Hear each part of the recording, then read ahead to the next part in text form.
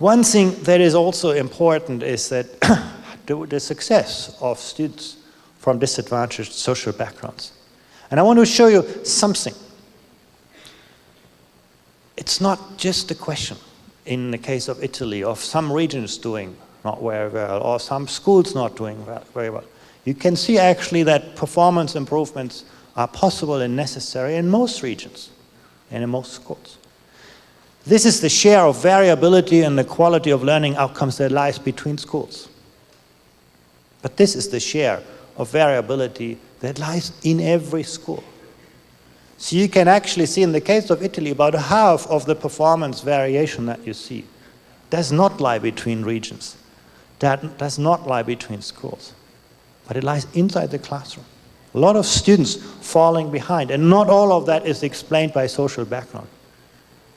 That's why it is so important, the diagnostic capacity, the capacity of education systems to intervene early, to find out what the strengths and weaknesses of each and every student are, and providing the kind of support that individual students need.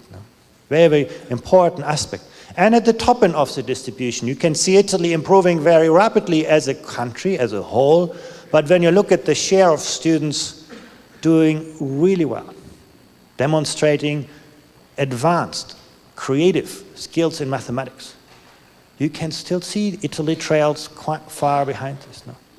If you go to some of the East Asian countries, no, very, very strong on this. No? Italy has a lot. It has improved slightly, but not that much.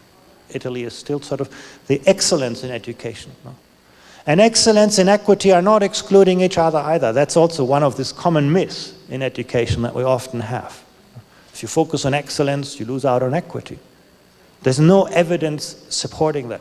In fact, the countries that are strongest in excellence are typically also strong on equity, because they realize that ordinary students have extraordinary talents, and they're able to leverage those kinds of talents.